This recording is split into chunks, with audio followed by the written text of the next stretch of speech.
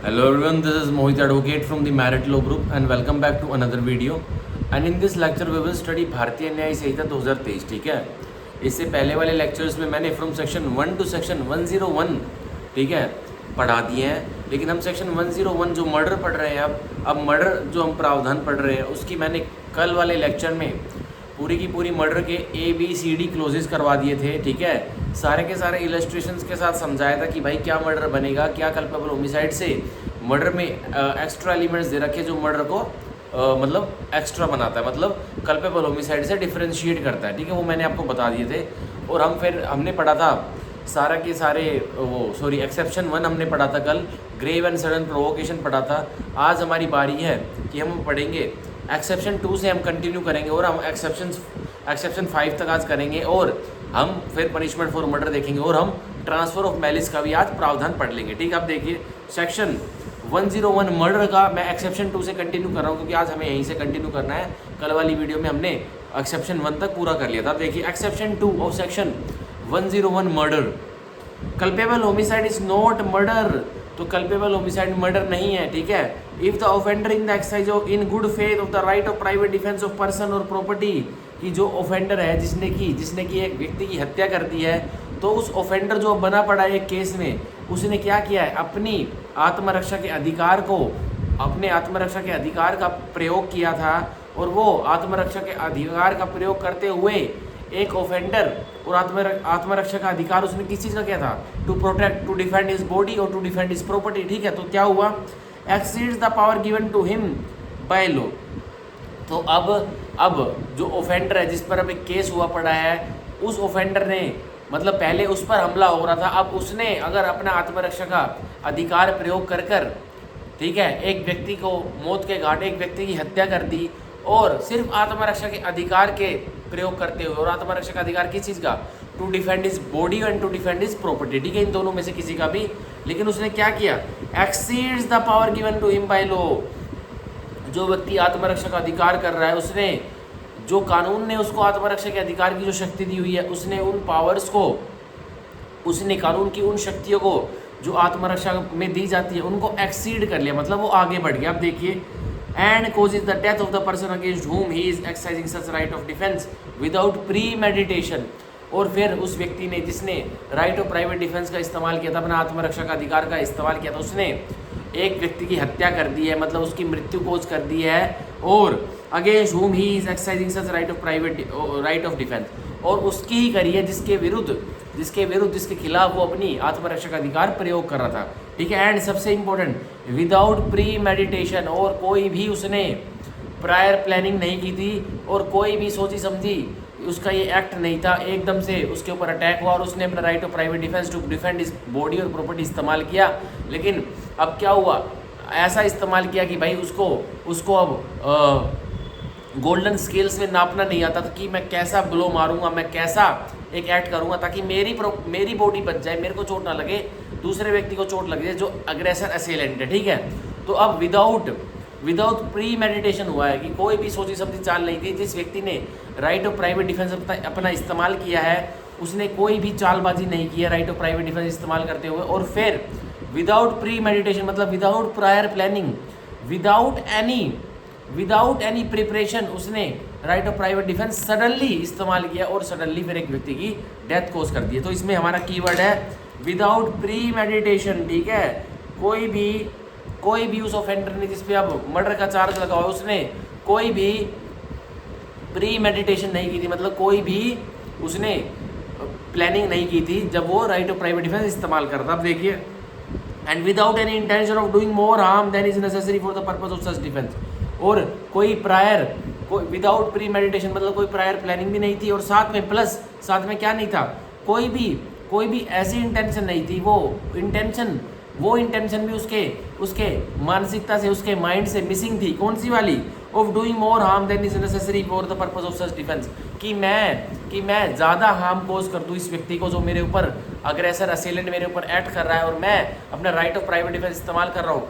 तो मेरा उस व्यक्ति की जो राइट ऑफ प्राइवेट डिफेंस इस्तेमाल कर रहा है, उसकी कोई भी इंटेंशन नहीं थी कि मैं ज़्यादा हानि उस व्यक्ति को दूँ जो मेरे पर अटैक कर रहा है. ठीक है, for the purposes of such defence. और किस मतलब के लिए? उस डिफेंस के मतलब के लिए। मतलब विदाउट प्री मेडिटेशन होना चाहिए सेल्फ डिफेंस में। अगर एक व्यक्ति दूसरे उसको एग्रेसर असेलेंट को हार्म कर रहा है, विदाउट प्री मेडिटेशन होना चाहिए। एंड साथ ही साथ कैसा होना चाहिए?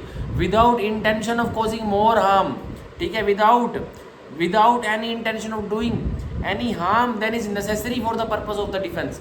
तो मतलब विदाउट प्री मेडिटेशन तो होना ही चाहिए। मतलब कोई एक व्यक्ति दूसरे व्यक्ति के ऊपर अपना राइट ऑफ प्राइवेट डिफेंस इस्तेमाल कर रहा है, क्यों कर रहा है? क्योंकि अगले वाले व्यक्ति ने कुछ उसके ऊपर अटैक किया होगा, कुछ उसने उसके ऊपर अग्रेसिव एक्टिविटी की होगी।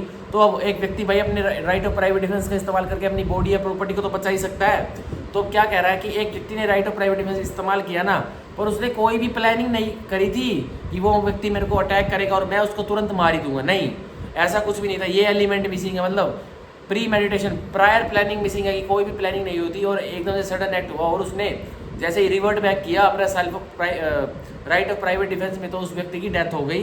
जो पहले अग्रेसर असेलेंट था अब उसकी डेथ हो गई, ठीक है। और विदाउट प्री मेडिटेशन के साथ साथ प्लस में क्या आएगा? Without the intention of doing any harm, without the intention of doing more harm then is necessary. और उसकी कोई भी इंटेंशन नहीं थी कि मैं जितना हार्म देने वाला हूँ उतना ही हार्म वो देता, लेकिन उसकी कोई भी इंटेंशन नहीं थी कि उससे ज़्यादा हार्म कोज हो गया, ठीक है। मतलब उसको मारना था। एक अब मान के चलिए एक व्यक्ति क्या कर रहा है? एक व्यक्ति जो कि ए है वो अग्रेसर असेलेंट है, तो वो बी पर हमला कर रहा है। तो पहले शुरुआत ए ने की क्योंकि वो अग्रेसर असेलेंट है। अब बी क्या करता है? अपने राइट ऑफ प्राइवेट डिफेंस में क्या करता है? बी के साइड में बी मान के चलिए जो ए है वो एक रेस्टोरेंट में घुस जाता है और बी एक शेफ है। तो ए रेस्टोरेंट में घुसता है और साथ में अपनी गन को तानते हुए गोलियां चलाना चालू कर देता है। किसके ऊपर? बी के ऊपर। अब बी क्या करता है? बी के हाथ में भाई उसके जो ये कुकर के जो ये होते हैं यूटेंसिल्स, उसको उठा के अपने आप को बचाता है। और क्या करता है बी? अब उस बी के साइड में एक चाकू पड़ा था बहुत ही शार्प। अब बी ने वो चाकू उठाया और ए को मारा। अब ए के मत्थे में यहाँ चाकू जाके वो गड़ गया।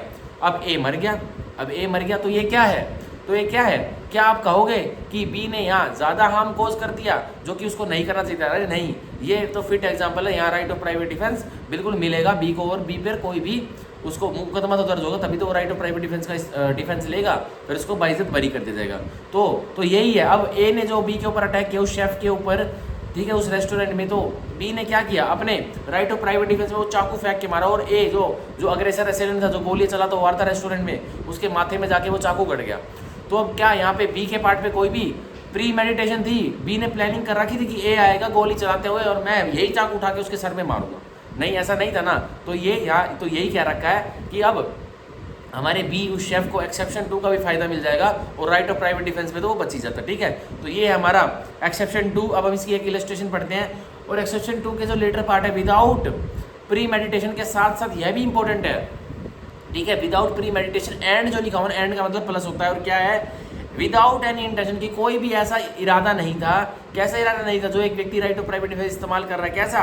Of doing more harm then is necessary, कि वो ज़्यादा हार्म करते जितने की जरूरत है। मतलब जितनी जरूरत थी ना उससे ज़्यादा हार्म उससे हो गया है, पर उसकी इंटेंशन नहीं थी उतना हार्म कोज करने की, उसकी इंटेंशन थी छोटा सा हार्म कोज करने की, ठीक है। तो ये है हमारा एक्सेप्शन 2। एक्सेप्शन 2 को हम सीधा का सीधा जो इसकी एक्सेप्शन 2 की जो फॉर्मर पार्ट है, कौन सा फॉर्मर पार्ट है? ये वाला। exceeds the power given to him by law and causes the death of the person against whom he is exercising such right of private defense। तो ये हम सीधा का सीधा जो हमारा राइट ऑफ प्राइवेट डिफेंस में हमने जो हमारा आईपीसी में तो सेक्शन 99 आईपीसी रिस्ट्रिक्शन लगाता था राइट ऑफ प्राइवेट डिफेंस में, पर हम एक बार जो हमने पढ़ तो लिया है भारतीय न्यायिक संहिता में राइट ऑफ प्राइवेट डिफेंस जो रिस्ट्रिक्शन सेक्शन 99 देता था आईपीसी में, पर वो देख लेते हैं एक बार क्या हो गया, एक बार टैली कर लेते हैं, फिर हम एक्सेप्शन 2 के साइड में वो भी लिख लेंगे, ठीक है। तो वो सेक्शन 37 हो गया, ठीक है। सेक्शन 37 हो गया है क्या? एक्सेप्शन 2 के साइड में आप सेक्शन 37 लिख लीजिए, ठीक है। भारतीय न्यायिक संहिता का जो कि रिस्ट्रिक्शंस लगा रहा था of using right to private defence, ठीक है।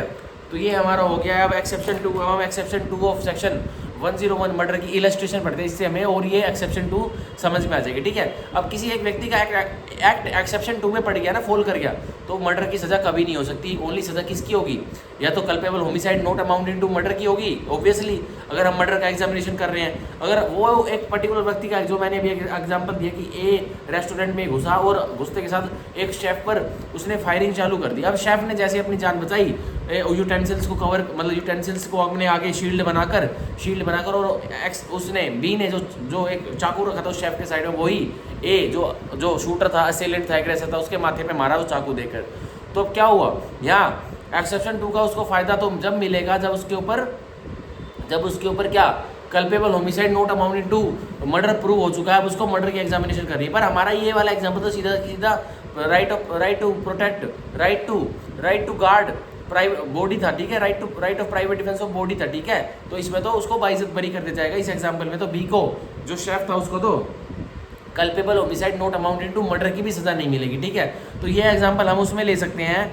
एक्सेप्शन 2 का एक एग्जाम्पल राजस्थान जुडिशियल सर्विस के प्री में आया था। क्या आया था कि भाई वही जो मैंने कल एग्जाम्पल दिया था कि एक व्यक्ति होता है ए इंटेंशन के साथ जाता है बी के पास, और बी मतलब बी के घर जाता है ए इंटेंशन के साथ कि ए की क्या इंटेंशन है कि बी को किल करना है, बी को मारना है, ठीक है। अब क्या होता है मीन वाइल जैसे ए अपनी रिवॉल्वर में 6 की 6 गोलियां लोड करके ले जाता है, बी के घर जाता है, बी की घर की घंटी बजाता है, अब बी गेट खोले नीचे आता है। ऐसे में क्या करता है, ए बी के माथे के तरफ पॉइंट ब्लैंक रेंज पर वो गन तान देता है। अब ए क्या करता है, ए तुरंत उस गन को झपट के अपने पास ले लेता है। और अब क्या करता है बी, जैसे ही बी ने देखा, जैसे ए बी को मारने इंटेंशन के साथ बी के घर जाता है, तो ए जैसे ही बी के घर जाता है, बी की घर की घंटी बजाता है, और बी नीचे आता है अपने घर पे, तो ए क्या करता है, ए बी के माथे पर बिल्कुल पॉइंट ब्लैंक रेंज से पॉइंट ब्लैंक क्या कर देता है, गन रेज कर देता है ए बी के सर पर, हेड पर, ठीक है। अब बी क्या करता है, ए की गन छीन लेता है, और अब ए ने ऐसा होता देखा तो ए उल्टे पैर भाग लिया। लेकिन यहाँ बी ने क्या किया, अब बी ने जैसे गन ले ली थी तो बी को भाई साइलेंट बैठ जाना चाहिए था, पर बी ने क्या किया, बी ने सीधा गोलियां चलाने चालू कर दी।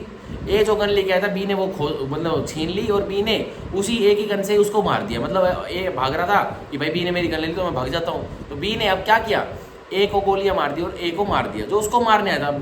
ए जो बी को मार रहा था, बी ने उसकी गन लेके उसी को मार दिया। तो अब उसका एक्ट मर्डर में नहीं फॉल करे। राजस्थान जुडिशियल सर्विस में क्वेश्चन आया था प्री में, ये एक्ट बी का, ठीक है, बी का ये act culpable homicide not amounting to murder में फॉल करेगा, क्योंकि यहाँ उसकी कोई भी प्री मेडिटेशन नहीं थी, कोई भी उसकी प्री मेडिटेशन नहीं थी, ठीक है, उसकी बी के पार्ट पर, ठीक है। अब अगर की क्या होता, ठीक है, उसकी कोई प्री मेडिटेशन होती, ठीक है, वो इस इरादे से बैठा था कि हाँ ए आ जाएगा और ए की मैं गन छीन लूँगा, और मैं उसकी गन से बी सोच रहा है कि मैं उसकी गन से ए को ही मार दूँगा, तो ये तो मर्डर होता। पर अब ए ने सीधा हमला कर दिया, और हमला क्या करा, पॉइंट ब्लैंक रेंज पे बी के माथे पर गन रख दिया, और बी ने उसकी गन छीन ली, और बी ने उसी की गन से ए को मार दिया। तो अब ये culpable homicide not amounting to murder का केस है, सेक्शन 105 भारतीय न्याय संहिता में पनिशमेंट मिलेगी, ना कि मर्डर का केस है, ठीक है। अब हम इलस्ट्रेशन पढ़ते हैं एक्सेप्शन 2 की, तो हमें और अच्छी तरह समझ में आ जाएगा। अब देखिए, जेड अटेम्प्ट्स टू होर्सविप ए। अब जेड प्रयास करता है कि मैं क्या करूं, गुड़बाजी करूं ए के साथ। अब देखिए, not in such a manner as to cause grievous hurt to A. पर जेड जो प्रयास करता है कि मैं ए के साथ गुड़बाजी करूं, मतलब उसको भीड़ में ले जाके, मतलब अपनी जो मैं भीड़ से उसको पिटवाऊं, तो देखिए, not in such a manner to cause grievous hurt to A. पर इस तरीके से वो गुड़बाजी नहीं करना चाहता कि वो घातक चोट ए को दे दे, नहीं, उसकी मकसद है, इंटेंशन है बस सिंपल चोट देने का। अब देखिए, ठीक है, ए ड्रॉज आउट अ पिस्टल। अब जैसे जेड प्रयास करता है गुड़बाजी करने का ए के ऊपर, ठीक है, पर जेड की इंटेंशन क्या है, बस हर्ट करने की, ग्रीवियस हर्ट करने की नहीं, ओनली हर्ट करने की। तो देखिए, ए ड्रॉज आउट अ पिस्टल, तब ए, अब जेड प्रयास करता है भाई, अटेम्प्ट कर देता है, तो क्या, तो ए ने अपनी पिस्टल बाहर निकाल दी। अब देखिए, Z persist in the assault, तो ए ने पिस्टल बाहर निकाली, तो जेड ने भी सामना किया भाई, पिस्टल बाहर निकाली, तो उसने भी थोड़ी मुकाबला दिया। अब देखिए, A believing in good faith that he can by no other means prevent himself from being horsewhipped. अब जो जेड ने भी भाई मुकाबला किया, ए ने जो अपनी पिस्टल निकाल ली, अब जेड भाई गुड़बाजी करने आए, बहुत सारे व्यक्तियों को बाहर लेके आए, मतलब साथ लेके आए, ए के साथ गुड़बाजी करने, उसको सिंपल हट पहुँचाने। तो अब ए ने क्या सोचा, अच्छे विश्वास में क्या सोचा that he can by no other means, कि अब कोई भी उसके पास तरीका नहीं है present prevent himself from being horsewhipped, और अगर मैंने अपना कोई एक्शन नहीं लिया तो मैं हॉर्सविड, मेरे साथ घुड़बाजी होकर रहेगी और मेरे को चोट लग सकती है। अब देखिए शूट्स जेड डेड, तो अब ए क्या करता है, जेड को गोली मार देता है और जेड मर जाता है। अब देखिए जो कि जेड, जो कि पहले इरादे से आया था कि मैं ए को गुड़बाजी करके हर्ट पहुंचाऊंगा, ठीक है, पर अब क्या होता है, ए ने पिस्टल भी निकाल ली, पर जेड ने फिर भी पिस्टल निकालने के बाद भी जेड नहीं भगा और ए को परसिस्ट किया, मतलब उसका मुकाबला किया। अब ए सोच लेता भाई कोई भी और अन्य तरीका नहीं है जिसकी वजह से मैं बच जाऊँ, अब मैं क्या करूँगा, मेरा एक एंड मौका बचा हुआ कि मैं अब, ए सोचता है कि मैं अब जेड को गोली मार दूँ और इसको मार दूँ। अब देखिए शूट्स जेड डेड, अब जेड मर जाता है। A has not committed murder but only culpable homicide, तो यहाँ ए ने मर्डर कमिट नहीं किया है, हत्या कमिट नहीं की है जेड की, बस ओनली कल्पेबल होमिसाइड कमिट किया है, ठीक है, कल्पेबल होमिसाइड कमिट किया है ओनली, ठीक है, तो उसको सेक्शन 105 में सजा मिलेगी, ना कि सेक्शन 103 में, ठीक है। तो ये था हमारा एक्सेप्शन 2 की इलस्ट्रेशन जो कि मैंने आपको बहुत अच्छी तरह समझाई। तो यहाँ ए के पार्ट पे यहाँ प्री मेडिटेशन मिसिंग थी और उसकी इंटेंशन कितनी थी, पहले उसने क्या किया, पहले उसने ए ने अपनी गन निकाल ली, जो जेड उसके ऊपर गुड़बाजी करने आया था उसको हर्ट पहुंचाने, तो ए ने अपनी गन निकाल ली और जेड को दिखा दी कि भाई मेरे साथ गुड़बाजी मत करियो, तूने प्रयास तो कर दिया, दोबारा अटेम्प्ट मत करियो, नहीं तो अच्छा नहीं होगा। लेकिन जेड ने इन कॉन्सिक्वेंसेस फिर से परसिस्ट किया, मतलब फिर से क्या किया, फिर से परसिस्ट किया, मतलब जो असोल्ट दोबारा किया जेड ने के ऊपर और उसके गुड़बाजों ने, ठीक है, उसके गैंग मेंबर्स ने। तो अब ए ने क्या किया, इन कॉन्सिक्वेंसेस जेड को गोली मार दी। तो अब उसकी कोई भी इंटेंशन नहीं थी कि वो उतनी हानि दे जितनी की चाहिए थी, उसको देनी तो उतनी हानि जितनी की ज़रूरी है, पर उससे ज़्यादा दे दी गई। कोई भी इंटेंशन नहीं थी ज़्यादा हानि देने की, बस इंटेंशन थी नॉर्मल हानि देने की। अब नॉर्मल हानि देने की, भाई ए ने अपनी पिस्टल निकाली तो नॉर्मल हानि क्या हुई यहाँ, बस उसको दिखा दिया कि भाई मेरे पास पिस्टल है, तू भाग जा, गुड़बाजी मेरे साथ मत करियो। लेकिन जेड ने फिर भी अपने गैंग मेंबर्स के साथ ए के साथ गुड़बाजी करने की कोशिश की, तो ए ने भाई जेड को गोली मार दी। लेकिन ये एक्ट ओनली कल्पेबल होमिसाइड में फॉल करेगा, ना ही तो किसमें, मर्डर में नहीं करेगा, ठीक है। तो ये थी हमारी exception 2 of the section 101 murder. अब हम पढ़ेंगे एक्सेप्शन 3 ऑफ सेक्शन 101 मर्डर, ठीक है। इससे पहले मैं एक सिप पानी की पी लेता हूँ।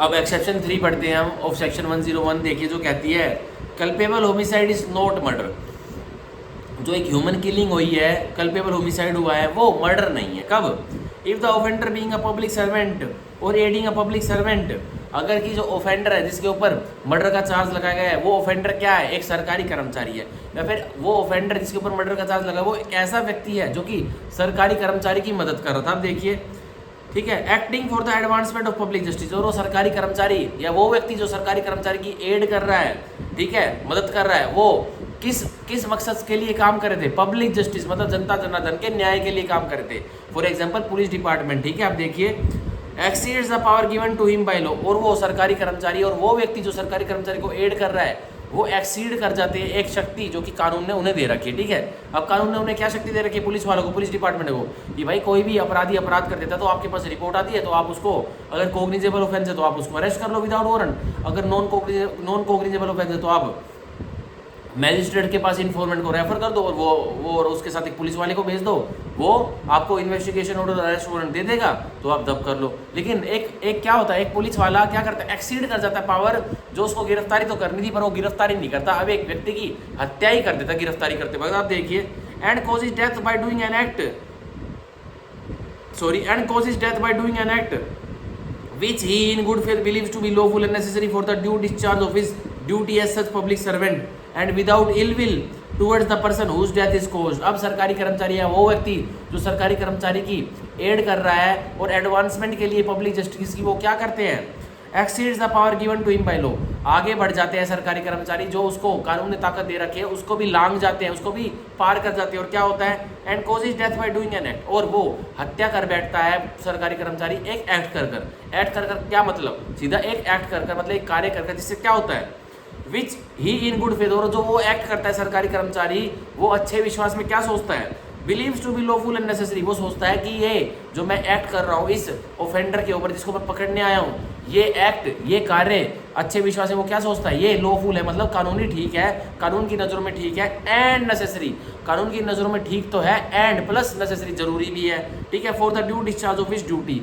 और क्या है, लॉफुल एंड नेसेसरी, मतलब लॉफुल प्लस नेसेसरी, मतलब कानून की नज़रों में ठीक तो है प्लस जरूरी भी है। और किस चीज़ के लिए, for the due discharge of his duty, उसके दायित्व को, उसके जो ड्यूटी है, उसका जो दायित्व है उसके डिस्चार्ज के लिए, ठीक है। यार देखिए, एज सच पब्लिक सर्वेंट, वो जो उसका दायित्व है एज उस सरकारी कर्मचारी के तहत, उसके तहत वो गुड फेथ में सोचता है कि ये जो मैं एक्ट करूंगा इस व्यक्ति के ऊपर ये लॉफुल है और नेसेसरी। अब देखिए, and without ill will towards the person whose death is caused. अब सरकारी कर्मचारी की कोई इल विल, मतलब कोई उसकी द्वेष भावना, कोई उसकी बुरी भावना भी नहीं होनी चाहिए जब वो एक एक्ट कोज करता है एक व्यक्ति के ऊपर। अब वो एक्ट क्या कोज करता है, वो एक व्यक्ति की हत्या कोज कर देता है, एक सरकारी कर्मचारी। तो इसमें पब्लिक सर्वेंट लिखा हुआ है, तो पब्लिक सर्वेंट में बहुत सारे अपने कोई भी डिपार्टमेंट आ सकते हैं, पर ओनली कौन से वाले, एग्जीक्यूटिव्स वाले, और वो भी जिसको कि पीनल अथॉरिटी से हमने कानून ने क्या कर रखा है, जिनको अथॉरिटी दी हुई है पीनल वाली, ठीक है। मतलब पुलिस डिपार्टमेंट होगी, ये फौजी वगैरह हो गए, ठीक है, और भाई ईडी वाले हो गए, सीबीआई वाले हो गए, सीआईडी वाले हो गए, ठीक है।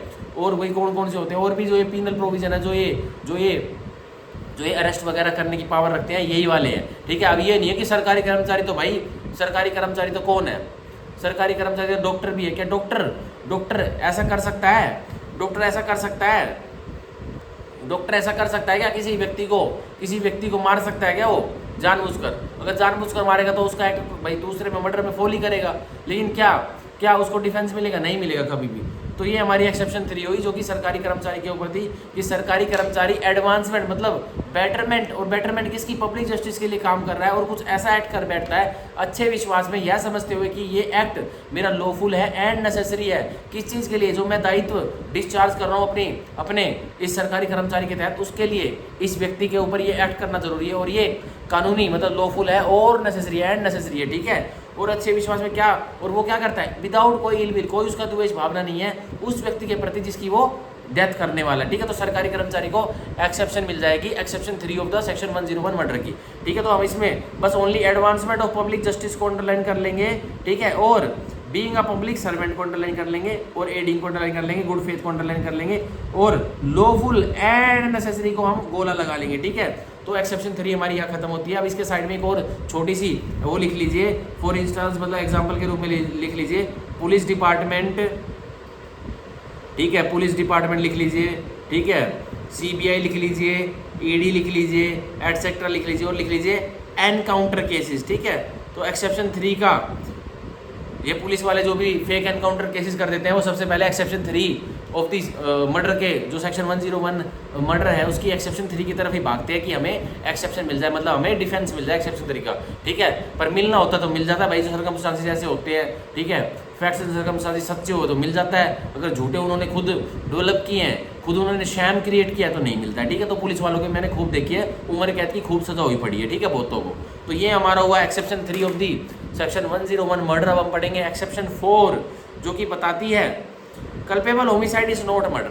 तो कल्पेबल होमिसाइड मर्डर नहीं है, तो क्यों नहीं है? If it is committed without premeditation in a sudden fight, अगर की एक व्यक्ति की ह्यूमन किलिंग हुई है, और वो ह्यूमन किलिंग कैसी हुई है, कमिटेड विदाउट प्रीमेडिटेशन, और कोई प्रायर प्लानिंग नहीं थी, और फिर एक व्यक्ति की कल्पेबल होमिसाइड, एक व्यक्ति की ह्यूमन किलिंग हुई है, और कैसी हुई है, इन अ सडन फाइट, एकदम से तुरंत 1 सेकंड के अंदर हालात चेंज हो गए और लड़ाई होगी, in a sudden fight, in the heat of passion. और कैसे हीट ऑफ पैशन, मतलब इस कदर जोश चढ़ गया था युवाओं में कि सडन फाइट में, हीट ऑफ द पैशन में क्या हो गया, सीधा का सीधा क्या हो गया, एक ह्यूमन किलिंग हो गई, तो वो मर्डर नहीं है। अब देखिए, upon a sudden quarrel and without the offenders having taken undue advantage or acted in a cruel or unusual manner।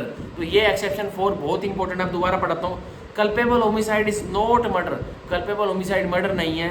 If it is committed without pre meditation in a sudden fight, अगर की एक human killing हो जाती है, और human killing कैसे हो जाती है, कोई प्रायर प्लानिंग नहीं थी एक ह्यूमन किलिंग करने की, पर कैसे हो गई एक human killing in a sudden fight, एकदम से एक फाइट, वो मतलब एकदम से एक लड़ाई हो गई चालू, in a heat of the passion, और एकदम से जैसे लड़ाई चालू हुई तो जो व्यक्ति ह्यूमन किलिंग करने वाला उसको हीट ऑफ द पैशन, एकदम से कुछ इनडिफरेंट एटीट्यूड आया और उसके तन बदन में आग लग गई। हीट ऑफ द पैशन मतलब वो अपनी बुद्धि को संभाल नहीं पा रहा है, वो इतना इस कदर पागल हो गया है उस लड़ाई में कि वो अब ह्यूमन किलिंग कर बैठा है। और कैसे? Upon a sudden quarrel. और हीट ऑफ द पैशन कैसे आया? सडन क्वेरल से, एकदम से sudden quarrel and without the offender having taken undue advantage और एक्टेड इन अ क्रूअल और अनयूजुअल मैनर। और एकदम से लड़ाई हुई, एकदम से सडन क्वेरल हुआ एंड प्लस साथ के साथ क्या हो? Without the offenders having taken undue advantage. और जो ऑफेंडर है जिसके ऊपर की अब कल्पेबल जो ह्यूमन किलिंग का चार्ज लगा है उसने कोई अनड्यू एडवांटेज नहीं ली थी। मतलब अनड्यू एडवांटेज क्या नहीं ली थी? उसने कोई ऐसा एक्ट नहीं किया था जो कि क्रूअल है, मतलब जो बर्बरतापूर्वक एक्ट नहीं किया था एक उस व्यक्ति के ऊपर जिसकी उसने ह्यूमन किलिंग की है, ठीक है। और अनयूजुअल मैनर, या फिर उसने कोई ऐसा तरीका नहीं अपनाया था जो कि एक ह्यूमन किलिंग को बिल्कुल ही अनोखा बना देता है, ठीक है। तो यह भी मर्डर में फॉल नहीं करेगा, यह भी कल्पेबल होमिसाइड ही बनकर रह जाएगा, ठीक है। तो हमारा यह एक्सेप्शन 4 होता है, जो इसका अभी मैं एक एग्जांपल दूंगा। तो एक्सेप्शन 4 में हम अंडरलाइन कर लेते हैं विदाउट प्री मेडिटेशन को, ठीक है, इन अ सडन फाइट को, हीट ऑफ द पैशन को, ठीक है, अपॉन अ सडन क्वेरल को, ठीक है। तो इसमें तो सारा ही इंपॉर्टेंट है, एक्सेप्शन 4 तो सारी इंपॉर्टेंट है, ठीक है। अब इसका एक एग्जांपल लेते हैं कि मान के चलते हैं जैसे कम से कम मान के चलते हैं ABCDEF 6 फ्रेंड्स है, ठीक है। ABCDEF तो 6 फ्रेंड्स है, 6 पूरे, ठीक है। तो क्या होता है, 2 फ्रेंड्स अपना अलग गुट बना लेते हैं, मतलब मजाक उजाक करने के लिए, और 4 अलग रहते हैं। तो अब क्या होता है जो 2 फ्रेंड्स होते हैं जो अब सिर्फ जो मतलब मजाक आपस में जैसे टोन्स एक्सचेंज होते हैं कि दोस्तों में होते हैं कि भाई थोड़े बहुत खिंचाई चलती रहती है, वो करते हैं। तो 2 एक तरफ हो जाते हैं और 4 एक तरफ हो जाते हैं। तो जो दो वो जो होते हैं दोस्त होते हैं वो उन चारों को बहुत तगड़ी तरह से खींच देते हैं, मतलब उसकी बहुत ही भयानक घनघोर बेइज्जती कर देते हैं वो 2 फ्रेंड्स उन 4 दोस्तों की। अब 4 दोस्तों को एकदम से क्या हुआ, उनके बीच में लड़ाई चालू हो जाती है। और लड़ाई चालू होती है तो क्या होता है, एकदम से उनके बीच में क्वेरल चालू हो जाता है। तो भाई वो चारों जने उन दोनों को पटापट ठोका ठोकी चालू कर देते हैं। अब क्या होता है, जो वो 4 फ्रेंड्स का जो ग्रुप है उनमें से एक फ्रेंड के पास, मान के चलिए सी के पास कार में पिस्टल भी रखी हुई है, पर सी जाके कार से, जब लड़ाई हो रही है उनके बीच में क्वेरल हो रही है, जो 4 दोस्त अपने 2 दोस्तों को धुआंधार तरीके से पीटने लग रहे हैं, तो क्या होता है यहाँ पर वो सी अपनी कार से पिस्टल भी निकाल कर ले आता है। और फिर उनको वो 4 दोस्त जब उन 2 A B को मारे थे, कौन मारे थे, CDEF, जब उन A और B पर्सन को मारे थे, अपने दोस्तों को पीट रहे थे, क्योंकि उन्होंने A और B ने उनकी चारों की घनघोर बेइज्जती कर दी। जो खिंचाई की बैटल होती है कि दोस्तों में कि आजा कौन ज़्यादा किसको खींचता है, मतलब कौन किसी की ज़्यादा मतलब पतलून उतारता है, वो वाली। तो अब क्या होता है, सी की कार में पिस्टल भी रखी थी, तो वो सी आता है अपनी पिस्टल निकाल के और A और B को दोनों मत्थे में गोली मार देता है। अब A और B फाइनली मर जाते हैं। तो अब C D E और F के ऊपर भाई मर्डर का चार्ज होता है। अब वो चारों कहते हैं कि सर जज साहब एक्सेप्शन 4 का हमें बेनिफिट दिया जाए। जज साहब कहेंगे आ जाओ इधर, एक्सेप्शन 4 का बेनिफिट तुम्हें नहीं मिलेगा। क्यों नहीं मिलेगा? उनके उन चारों के दोस्तों के जो चारों 2 दोस्त होते हैं जो कि अक्यूज बने गए हैं मर्डर के केस में, C D E और F, उनका वकील पूछता है sir why, what's the reason. तो उस वकील साहब को जज साहब बताएंगे कि अनड्यू एडवांटेज लिया, तुम्हारे क्लाइंट्स ने जब A और B का मर्डर किया तो तुम्हारे क्लाइंट ने अनड्यू एडवांटेज लिया। और किसका अनड्यू एडवांटेज लिया? जो इसकी कार में पिस्टल थी उसको निकाल के लिया है और फिर गोली मार दी, ठीक है, और गोली मार दी। तो अब इसको एक्सेप्शन 4 ऑफ मर्डर का कोई भी डिफेंस नहीं मिलेगा और इसको अब सजा होकर रहेगी मर्डर की ही, ठीक है। तो यह था। अब ऑब्वियसली अब सी की इंटेंशन थी वो तुरंत जाकर गन निकाल के लाए, तो सी को ही मर्डर की सजा होगी। लेकिन जो D E और F है उनको तो भाई culpable homicide not amounted to की सजा ही होगी, क्योंकि उनको एक्सेप्शन 4 का इजीली क्या मिल जाएगा, डिफेंस मिल जाएगा, क्योंकि ओनली सी अपनी कार से जाके पिस्टल निकाल के लाया था और उसने A और B अपने दोस्तों को गोली मार दी थी। पर जो D E और F थे उनकी तो कोई इंटेंशन नहीं थी उनको मारने की। वो तो क्या कर रहे थे, बस सडन फाइट हो गई थी उनके बीच में, सडन क्वेरल हो गई थी। जब वो थोड़े वर्ड्स एक्सचेंज कर रहे थे तो उनके बीच में सडन फाइट हो गई थी। और वो सडन फाइट इतनी हीट ऑफ पैशन, मतलब नौजवान व्यक्ति को हीट ऑफ पैशन की एक बीमारी होती है कि वो अपनी भावना में इतना बह जाते हैं कि अपने जो उनका जोर होता है उसमें पागल हो जाते हैं। वो अपनी बुद्धि का बिल्कुल भी उपयोग नहीं करते और क्या कर बैठते हैं, गुनाह कर बैठते हैं। और गुनाह भी कौन से वाला, मृत्यु वाला। उन्होंने एक ह्यूमन किलिंग कर दी। तो अब हीट ऑफ पैशन और सडन क्वेरल एकदम से लड़ाई उन्होंने चालू कर दी। तो यहाँ पर डी, ई और एफ को तो भाई एक्सेप्शन 4 का हमारे इस एग्जांपल में बेनिफिट मिल जाएगा, पर जो हमारा अक्यूज सी जो अपने कार से पिस्टल निकाल के लिया था, तो उसने क्या किया, सीधा का सीधा क्या किया, उसने अनड्यू एडवांटेज लिया। उसके पास एक वेपन पड़ा था गाड़ी में, वो निकाल करके लाया और फिर ओ ए और बी को लात घुसे मारने के बाद गोली भी मार दी। तो अब उसको 100% जो सी हमारे इस एग्जाम्पल में उसको मर्डर की सजा होकर ही रहेगी, ठीक है। और एक्टेड इन अ क्रूअल और अनयूजुअल मैनर। अब इसमें जो और लिखा हो ना, इस और का भी आप मतलब समझ लीजिए, या तो अनड्यू एडवांटेज भाई, मतलब या तो एक व्यक्ति ने, ये डिफेंस नहीं मिलेगा, इन तीनों चीज़ों में डिफेंस नहीं मिलेगा। एंड विदाउट द ऑफेंडर, जो ये होता है ना, and without the offender having taken undue advantage और एक्टेड इन अ क्रूअल और अनयूजुअल मैनर। तो भाई या तो ऑफेंडर ने, मतलब जो अपराधी है जिसके ऊपर मर्डर का चार्ज हुआ, उसने कोई भी अनड्यू एडवांटेज ना उठाई है, मतलब उसके पास कोई साधन था मारने वाला, पर उसने उस साधन का उपयोग नहीं किया, अपने हाथों से एक व्यक्ति की जान ले ली, तो उसको एक्सेप्शन 4 मिल जाएगी। और उसने जान बस इसलिए ली क्योंकि उनके बीच में सडन क्वेरल हो गई थी, एक सडन फाइट ओरिजिनेट हो गई थी, जिससे कि जो मारने वाला था, जो ऑफेंडर था, उसको हीट ऑफ द पैशन की बीमारी लग गई और उसने मर्डर कर दिया, ह्यूमन किलिंग कर दी। पर उस मारने वाले ने, उस ऑफेंडर ने कोई भी अनड्यू एडवांटेज नहीं ली थी। मान के चलिए ए और बी है, ठीक है, ए और बी है, वो दोस्त भी नहीं है, वो कोई भी नहीं, मान के चलिए ए और बी मेट्रो में सफ़र कर रहे हैं, और ए और बी की बस किस बात पे लड़ाई हो जाती है, छोटी सी एक बात पे लड़ाई हो जाती है।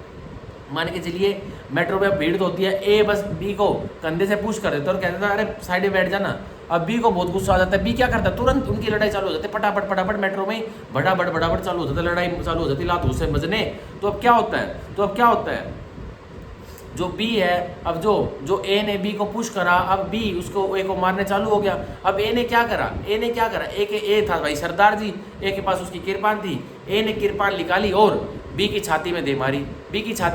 अब क्या बताइए क्या उस ए जो सरदार जी है जिसने मेट्रो में मर्डर कर दिया, बी की छाती में किरपान घुसा दी, क्या अब ए को अब एक्सेप्शन 4 का बेनिफिट मिलेगा? तो यह देखा जाएगा कि वो किरपान हमेशा, सिख रिलीजन में जैसे किरपान नेसेसरी है, तो वो भी क्या अनड्यू एडवांटेज में आती है? 100% आती है। जो सिखों की किरपान है वो अनड्यू एडवांटेज ले सकते हैं, उनके पास एक वेपन ऑलरेडी उनके शरीर में प्रेजेंट है, और वो अगर उस वेपन का इस्तेमाल करके एक ह्यूमन किलिंग को एक सडन फाइट में, एक सडन क्वेरल में वो उस किरपान का यूज़ कर देते हैं, तो 100% सरदार जी को किसकी सजा होगी? मर्डर की सजा होगी। Culpable homicide not amounted to murder की सजा नहीं होगी, ओनली मर्डर की सजा होगी, ठीक है, इस एग्जाम्पल में। तो अब जो हमारे इंग्लिश एक ग्रामर का रूल है कि अगर और मतलब दो और आ जाते तो पहला और तो और ही रह जाता है, पर दूसरा और एंड हो जाता है, मतलब प्लस हो जाता है। तो हम यहाँ लिख लेते हैं प्लस, ठीक है। तो अब इसमें क्या होगा, या तो जो ऑफेंडर है जिसने एक ह्यूमन किलिंग की है उसने कोई भी एडवांटेज ना उठाई हो, मतलब उसके पास कोई वेपन था उसने उसका इस्तेमाल नहीं किया, बस वैसे ही हाथ घुसों से, लात घुसों से, मतलब सडन फाइट में एक हत्या कोशिश कर दी हो, या तो फिर ये दोनों, या तो उसने एक व्यक्ति की ह्यूमन किलिंग ऐसे ना की हो जो कि बहुत ही क्या थी, क्रूअल थी, मतलब बर्बरता पूर्वक थी और अनयूजुअल मैनर, या फिर कोई ऐसा ही तरीका था जो बिल्कुल जान लेने में ह्यूमन किलिंग में अनोखा ही था। तो जो ये क्रूअल है, जो एक्टेड इन क्रूअल है कि बर्बरता पूर्वक उसने एक्ट किया जब एक व्यक्ति ह्यूमन किलिंग कर रहा था, तो या ये, और प्लस में अनयूजुअल मैनर, मतलब एक अनोखा ही तरीके से उसने ह्यूमन किलिंग की, तो ये साथ पड़ा जाता है। लेकिन जो हमारा without the offender having taken undue advantage, ये ओनली इसको या तो ये साबित करना पड़ेगा कि कोई भी अनड्यू एडवांटेज नहीं ली थी, तब एक व्यक्ति का मर्डर का act culpable homicide not amounted to murder में फॉल करेगा, या तो ये दोनों चीज साथ में साबित करनी पड़ेगी। कौन सी? और एक्टेड इन अ क्रूअल और अनयूजुअल मैनर, ठीक है। या तो जो ऑफेंडर जिसके ऊपर मर्डर का चार्ज हुआ पड़ा है, अगर उसको बचना है तो वो क्या करेगा, और अगर एक ऑफेंडर है जिसके ऊपर मर्डर का चार्ज हुआ पड़ा है, उसको culpable homicide not amounted to murder में जाना है और उसको एक्सेप्शन 4 का फायदा लेना है, तो वो तो या तो ये साबित कर दे कि हमारी सडन फाइट हुई थी, हमारी सडन क्वारल हुई थी और हीट ऑफ द पैशन में मैंने उसकी एक ह्यूमन किलिंग कर दी। पर ह्यूमन किलिंग करते वक्त या तो वो एक ये चीज साबित करते कि मेरे पास जी गन भी थी, मैंने अपनी गन भी नहीं निकाली, मैंने कोई अनड्यू एडवांटेज नहीं लिया, ये साबित कर दे तो उसका act culpable homicide not amounted to murder में फॉल कर जाएगा। या वो ये दो चीज साबित कर दे कि मैंने कोई भी ऐसे एक्ट नहीं किया कि मैं बर्बरता पूर्वक मैंने कोई एक्ट नहीं किया उस ह्यूमन किलिंग में, और ना ही तो मैंने अनयूजुअल मैनर में कोई एक्ट किया, या ये दोनों चीजें साथ साबित कर दे वो ऑफेंडर जिसको कि मर्डर का चार्ज किया गया, अब उसको culpable homicide not amounted to murder में उसको कन्वर्ट कर दिया जाएगा, उसको सेक्शन 105 में पनिशमेंट मिल जाएगी, ठीक है। तो ये था हमारा exception 4 of the section 101 murder, ठीक है, वो भारतीय न्याय संहिता, ये मैंने आपको बहुत अच्छी तरह से समझाई। वैसे तो ये जो टॉपिक है एक्सेप्शन वाला टॉपिक है, ये कम से कम 2-3 क्लासों का टॉपिक है, पर मैं आपको तुरंत की तुरंत सारी चीज़ें समझा रहा हूँ ताकि आपके दिमाग में बैठ जाए बात, ठीक है। अब हम पढ़ेंगे एक्सेप्शन 4 ऑफ सेक्शन 101 मर्डर की एक्सप्लेनेशन, जो एक्सेप्शन 4 को और स्पष्टीकरण कर देती, क्या करती है। It is इमैटेरियल in such case which party offers the provocation, जो ये sudden fight, heat of the passion, sudden quarrel वाले केस होते हैं कि तुरंत से लड़ाई हो गई, अभी तो बैठे थे, अभी तो बस खींचातानी कर रहे थे, बस मजाक चल रहा था, एकदम से लड़ाई चालू होगी, तो यह इमैटेरियल है कि कौन सी पार्टी ने, यह बिल्कुल भी अहमियत नहीं रखता इन केस में कि कौन सी पार्टी ने पहले भड़कावा दिया, कौन सी पार्टी ने पहले लड़ाई के लिए उकसाया, ठीक है, और कमिट्स द फर्स्ट अटेम्प्ट, यह भी महत्व नहीं रखता कि कौन सी पार्टी ने पहला मुक्का चलाया, पहली लाठी चलाई, पहला डंडा चलाया, ये बिल्कुल भी इन केसेस में, किन केसेस में, जब सडन फाइट होती है, हीट ऑफ द पैशन का उपयोग होता है और सडन क्वेरल में एक हत्या, एक ह्यूमन किलिंग हो जाती है, तो ऐसे मामलों में यह बिल्कुल भी अहम नहीं है कि कौन सी पार्टी की तरफ से पहली प्रोवोकेशन मतलब भड़कावा आया था, स्टार्ट हुआ था, या फिर कौन सी पार्टी ने पहले क्या किया था, असोल्ट किया था, मतलब हमला चालू किया था, ठीक है, ये कोई महत्व नहीं रखता, ये हमारी स्पष्टीकरण एक्सेप्शन 4 ऑफ सेक्शन 101 मर्डर बिल्कुल साफ कर देती है, स्पष्ट कर देती है, ठीक है। अब हम पढ़ेंगे सेक्शन 101 मर्डर की लास्ट एक्सेप्शन, जो कि एक्सेप्शन 5, जो कि बहुत इंपॉर्टेंट है, ये प्राइवेट डिफेंस से जुड़ती हुई दिख रही है, सॉरी प्राइवेट डिफेंस से नहीं, ऑन कंसेंट से जो व्यक्ति अपने ऊपर हमले करवाता है, मतलब तो उसके ऊपर जुड़ती है। अब देखिए एक्सेप्शन 5, अब हम पढ़ेंगे सेक्शन 101 मर्डर की, जो कि बताती है culpable homicide is not murder, तो जो कल्पेबल होमिसाइड है मतलब एक जो ह्यूमन किलिंग हुई है वो मर्डर, वो हत्या नहीं कहलाई जाएगी, ठीक है। When the person whose death is caused, अब जिस व्यक्ति की मृत्यु कॉज हुई है, मतलब एक व्यक्ति जिसकी एक ह्यूमन किलिंग हुई है, वही व्यक्ति जिसकी मतलब हत्या हुई है, जिसकी ह्यूमन किलिंग हुई है, वो क्या करता है, being above the age of 18 year, वो व्यक्ति जिसकी मृत्यु हुई है, मतलब उस व्यक्ति की कल पे उस व्यक्ति की ह्यूमन किलिंग हुई है, और वो व्यक्ति जो मरा है वो 18 साल से ऊपर था, और देखिए सफर्स डेथ, तो उसने डेथ को सफ़र किया, मतलब डेथ झेली है, मृत्यु झेली है, और takes the risk of death with his own consent, या उसने अपनी जान का जोखिम खुद अपनी मर्जी, अपनी सहमति देकर ही उठाया है, तो वो act culpable homicide not amounting to murder ही होगा, हमेशा कभी भी मर्डर नहीं कहलाया जाएगा, only culpable homicide not amounting to murder ही होगा। मतलब एक व्यक्ति जो कि मरा है वो 18 साल से ऊपर है, और उसने क्या किया है, उसकी जान तो गई है, पर उसने क्या किया, तो उसकी जान कैसे गई है, सफर्स डेथ, उसकी जान तो गई है, उसकी मृत्यु तो हुई है, और takes the risk of death with his own consent, या उसने जान का जोखिम उठाया है अपनी सहमति देकर ही, ठीक है, अपनी सहमति देकर ही, तो वो क्या होगा, वो जो एक्ट है culpable homicide not amounting to murder में फॉल करेगा, कभी भी मर्डर में फॉल नहीं करेगा, ठीक है। तो ये थी हमारी exception 5 of the section 101 murder, जो कि मैंने आपको बताया। अब एक्सेप्शन 5 का इलस्ट्रेशन समझ लेते हैं कि एक व्यक्ति भाई 18 साल के ऊपर का है और वो अपनी जान का रिस्क जोखिम खुद ही उठा रहा है, तो उसका एक्ट मर्डर फॉल नहीं करेगा, उसका act culpable homicide not amounting to murder में फॉल करेगा। ये क्या बात है, तो हम इस इलस्ट्रेशन से क्लियर हो जाएगा। आप देखिए एक्सेप्शन 5 की मैं इलस्ट्रेशन पढ़ रहा हूँ।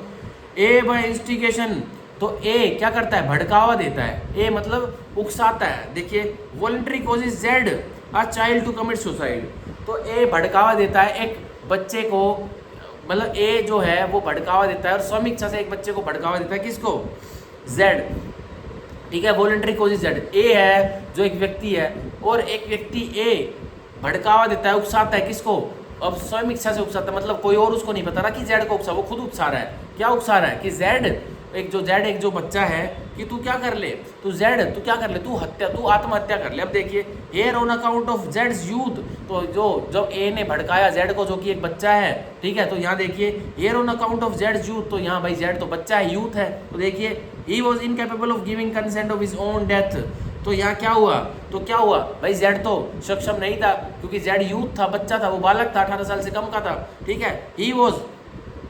ही was incapable of giving consent to his own death, तो यहाँ भाई ए ने भड़काया जेड को कि तू अपनी जान ले ले, तो यहाँ भाई जेड ने अपने फैसले देने में, अपना फैसला अपनी लाइफ के फैसले लेने में असमर्थ कानून की नज़रों में, क्योंकि वो बच्चा है, ठीक है। अब देखिए he was incapable of giving consent to his own death, वो तो असक्षम था, वो तो सहमति दे नहीं सकता था कि वो मरेगा या नहीं मरेगा क्योंकि वो बच्चा है। अब देखिए ए हैज़ देयरफॉर अबैटेड मर्डर, तो यहाँ ए ने क्या किया, यहाँ ए ने मर्डर को अबैट किया है, तो अब इसको क्या सज़ा मिलेगी, उसको वही सज़ा मिलेगी जो अबैटर को मिलती है, सेम मिलेगी। अब वो मरा है तो भाई एक बच्चे को उसने मरवाया तो उसको डेथ मिलेगी, ठीक है।